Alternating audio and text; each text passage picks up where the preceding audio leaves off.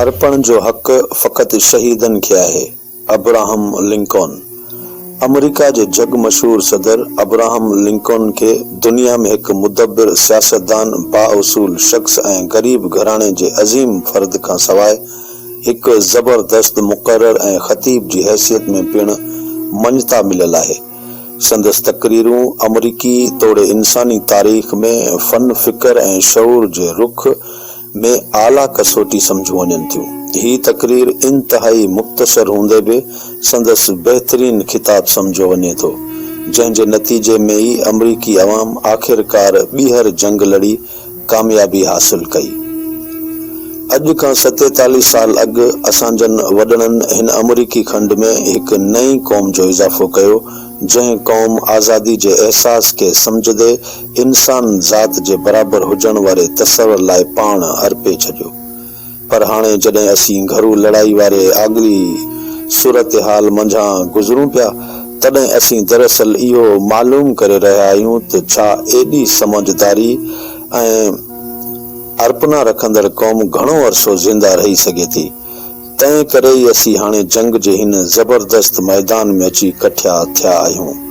असां इन्ही मैदान जो हिकु हिसो उन्हनि सूरमनि जे नाव कंदे संदन आख़िरी आराम गाह बणाए रहिया आहियूं, जंहिं पंहिंजी जान जो बलिदान ॾेई तय करे वरितो त असांजे क़ौम खे ज़िंदा रहणु खपे। सरासर तौर ते असांजो इहो अमल दुरुस्त ऐं बहितर अमल आहे। तॾहिं बि असीं ही मैदान कंहिंखे बि मुकमल तौर ते अर्पण जो अख्तियार कोन था रखी सघूं ऐं न वरी उनखे पवित्रता ऐं अज़मत बख़्शी था सघूं, छाकाणि त हिन मैदान ते विढ़ंदड़नि मंझां ज़िंदा बचंदड़नि तोड़े शहीद थियलनि असांजी रिवायती साराह तोड़े ग़ीबत जे मयार खां मथां थी हिन जाइ खे अमिरता ॾेई छॾी आहे। असीं हिन हंध बि जेको कुझु बि चवंदासीं, दुनिया उनखे का घणी अहमियत कान ॾींदी, पर जन हिते बि झूंझारको जहिड़ो कयो तन खे उहा सदाई यादि रखंदी।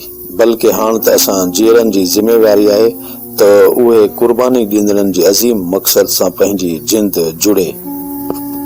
संदन मक़सद जी तकमील में कीअं था भरपूर किरदार अदा कनि। असां मंझां हिते मौजूद माण्हुनि जो फर्ज़ थो बीहे त उहो पंहिंजो पाण अज़ीम पर अणपूरन मामलनि जी पूराई लाइ अर्पे छॾनि।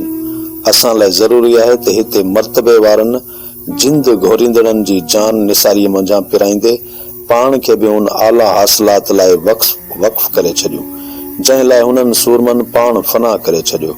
असांखे साबित करणो आहे त हिते शहीद थियलनि पंहिंजी जान औकार ते कान विञाई आहे। पाण खे वाज़े करणो आहे त रब जी बाज सां ही क़ौम आज़ादी खे नओं जनम बख़्शींदी ऐं असांखे इहो वॾे वाक़े ॾिसणो पवंदो त अवामी सरकार जेका अवाम मंझि ऐं अवाम लाइ आहे, सा दुनिया जे ॻोल्हे ते कॾहिं बि मिसाल जी नथी सघे।